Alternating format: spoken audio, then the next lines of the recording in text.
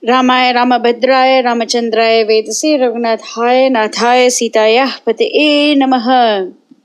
Ayodhya Kand, chapter number 76, Dasaratha's funeral. The verses and explanations are as follows.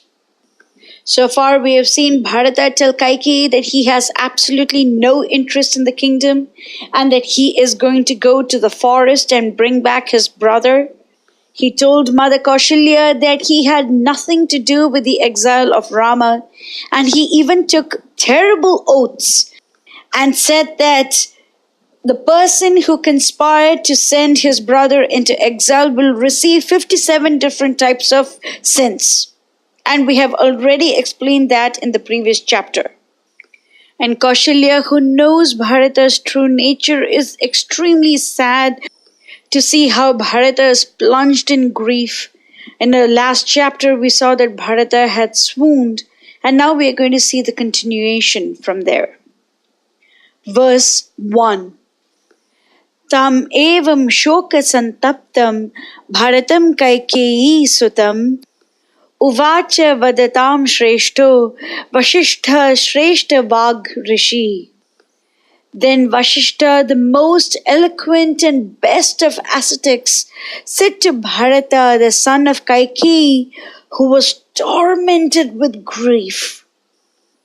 So Valmiki uses the term shoka santaptam to describe Bharata, and he also goes in for this very beautiful comparison that though Kaikeyi was extremely happy that Rama was away from Ayodhya, her son Bharata was sunk in grief and despair that Rama was no longer in Ayodhya. And Vasistha is known as the best of speakers, that is Shreshta Vag. Alam Shokena Bhadram Te Rajaputra Mahayashaha Praptakalam Narapate Kuru Samyanam Uttamam. O Prince, whose fame illumines the worlds, my blessings to you. Enough of grief. Delay not to conduct the funeral ceremonies that ensure the worlds of light to our Lord and Master.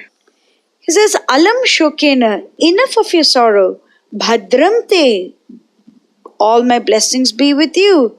O Rajaputra, O Mahayasha, you have to conduct the funeral rites of your father.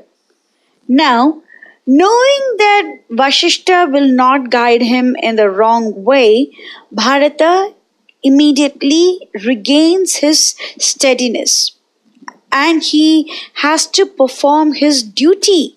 What is the duty? Narapate Kuru Samyanam Uttamam. The last rites of the Narapati or king. Bharata listens to his guru. Verse 3. Vasishtasya vacha shrutva bharato dharanan gata preta karyani sarvani karayamasa dharmavit. Thus, hearing the words of sage Vasistha, Bharata, conversant with his duty, fell at his feet and busied himself with the preparations for the monarch's funeral. Verses 4 and 5.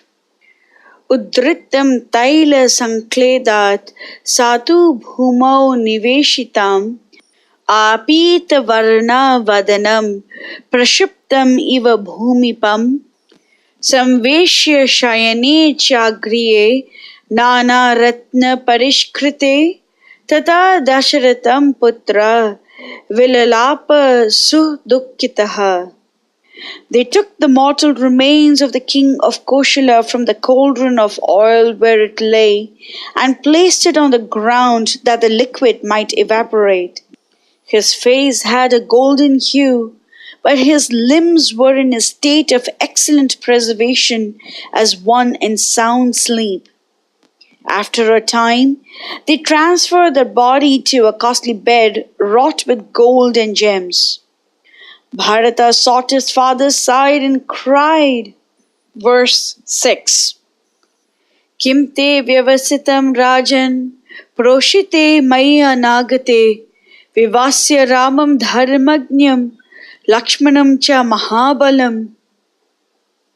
O mighty king, Shatrughna and I were far away at my uncle's capital. What dire necessity induced you to send away from your kingdom Rama, the soul of righteousness, and Lakshmana, the prince of heroes, and betake yourself to the home of the gods even before we came back? A very important point to note over here is that the first sentence uttered by Bharata to King Dasaratha is in conjunction with Rama and Lakshmana. So from this it is evident that he sees everyone in connection to Rama. So this is one of the first lessons that Bharata teaches us. Look at everyone in connection to Rama. He questions the king as to why he sent Rama and Lakshmana into exile. Of course, Sita is not included over here because it is well known that wherever Rama goes, Sita will follow. And it's not necessary to explicitly say that. And you will see that not just the first sentence, his complete lamentation is about the separation from Lord Rama and how the whole of Ayodhya is plunged into deep grief from the separation from Lord Rama. So Bharata's lament was the fact that Rama was no longer there. Even though he is conducting Dasaratha's funeral, his thoughts are always on Rama. And we will see in the subsequent verses also, he continues to talk about Lord Rama. Another very important point to note over here is that he calls Rama as Dharmagnya and Lakshmana as Mahabalam. Lakshmana is the person with immense strength and Rama is the one who always follows the righteous acts. So Bharata wants Dasaratha to know that he knows that Rama has not committed any sin and therefore his exile into the forest was completely unmerited. By calling Lakshmana as Mahabalam, Bharata is indicating that he knows that Lakshmana will do everything to protect Rama and Sita in the forest and to serve Rama and Sita diligently in the forest. Verse 7. Kva yasyasi maharaja hitva imam dukkitam janam heenam purusha singhena ramena aklishta karmana. Was it just or kind of you to abandon your subjects in their darkest hour of trial and sorrow, when Rama was torn away from them? Rama, the doer of impossible deeds and the best among men, the giver of good and happiness to all beings. Bharata is saying that he, along with all the people, are drowned in the deepest sorrow because they are separated from Rama. And who is that Rama? Here Bharata gives two different descriptions. First one is Purusha Singhena. That means a lion amongst men. The lion is the king of all the beasts and Rama is the king of all people. He is the best amongst men. He is also known as Purusha Vyagra, Purusha Shardula, Purusha Rishabha. Here Bharata is calling him as Purusha Singhena. And the next one is Aklishta Karmana. Rama is a doer of impossible deeds. Why is Bharata saying that right now? Because there is nobody else on earth who would willingly go to the forest just because his father promised his stepmother that he would do so, knowing that he is completely innocent and he has not done anything wrong. Even when we are wrong, we are not ready to face the consequences. Whereas Rama, even though he is completely correct, he still accepted a huge punishment. And Bharata is therefore calling Rama as Aklishta Karmana. And Rama was also able to go away from the city where everyone loves him so much. That is another very impossible task. And Bharata is appreciating the renunciation of Rama as well. So, in one sentence, he appreciates Rama's excellent valor and fame, and then he appreciates Rama's renunciation. So, in this one verse, he's showing the Bhagavan qualities of Lord Rama. In Vishnu Purana 6.5.47, Parashara Muni says, Aishvaryasya samagrasya viryasya yashasa shriya jnana vairagyayoschaiva sannam bhagam itingana. Bhagavan means one who possesses these 6 opulences in full: all riches, all strength, all influence, all wisdom, all beauty, and all renunciation. The very fact that Sita has gone along with Rama into the forest means that Rama is completely possessing all riches. He is Purusha Singhena, so he is all strength. People love him so much, so he is all influence. There is no one who is more intelligent than him, so he is all wisdom. In beauty, there is no one who can compare to Lord Rama. And in renunciation, there is no one who can compare to Lord Rama either. So in this one verse, Bharata shows the Bhagavan qualities of Rama. Just one very simple verse. Verse 8. Yoga kshemam tute rajan kuasmin kalpayita pure tvayi prayate swah tata rame cha vanam ashrite.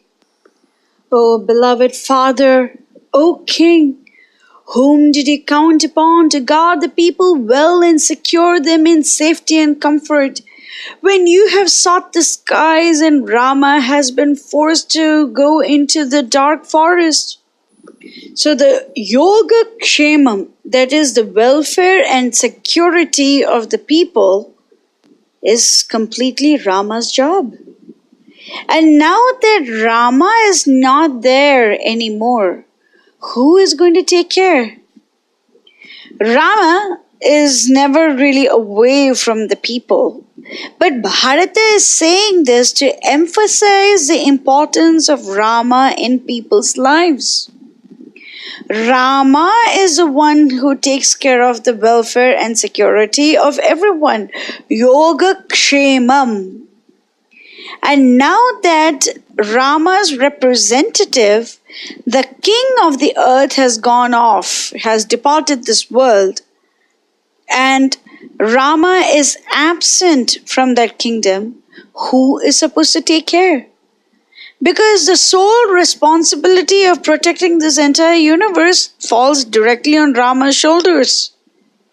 And now that the king himself has sent Rama away into the forest, he has sent the person whose job it is to protect the people. Who else is going to do that job? There is no one else fit to take care of all the people. Verse 9. Vidhava prithvi rajam stvaya hina na rajate hina chandra iva rajani nagari pratibhati mam. This earth and all it contains is hideous to look at in widow's weeds and no more fair to see. This Ayodhya is dark and lustreless without you, even as a moonless night. Bharata talks about 2 different concepts over here. The first one is that the king is the master of Prithvi. Therefore, without the king, the kingdom is going to be in a terrible position. And Bharata calls the situation as Vidava Prithvi Rajam's Hina. Without the Raja, the Prithvi or the earth is like a Vidhava or a widow.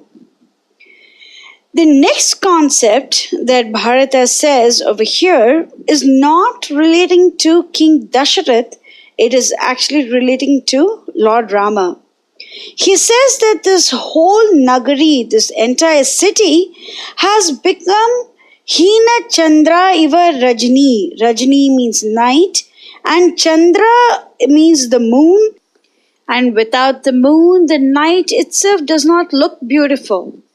The analogy over here is that the night is very nice to look at, just as how the city of Ayodhya is very beautiful to look at. But the beauty of the night is enhanced by the presence of the moon. Similarly, the beauty of Ayodhya Nagari is enhanced by the presence of Ramachandra. So the Chandra that is mentioned over here is not the actual Chandra, it is actually Ramachandra.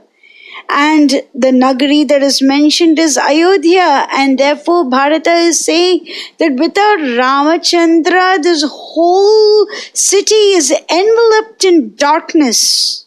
It is just so lusterless, and it does not look charming. So in these 4 verses, Valmiki packs in a lot of information about the emotional state of Bharata. And then we go on to the next stage wherein Vasistha comforts Bharata. Verse 10. Evam vilapamanam tam bharatam dina manasam abravit vachanam bhuyo Vasistha tu mahan rishihi. The great sage Vasistha again spoke the following words to that Bharata, who was distressed in his mind and thus lamenting. We can see that Vasistha is here to remind Bharata of his duty towards King Dasaratha. Verse 11. Preta karyani yani asya kartavyani vishampate tani avyagram mahabaho kriyatam avicharitam. O mighty armed Bharata, we look to you to pay the last remaining duties to your king and father. Restrain your grief and bend yourself to the task at once.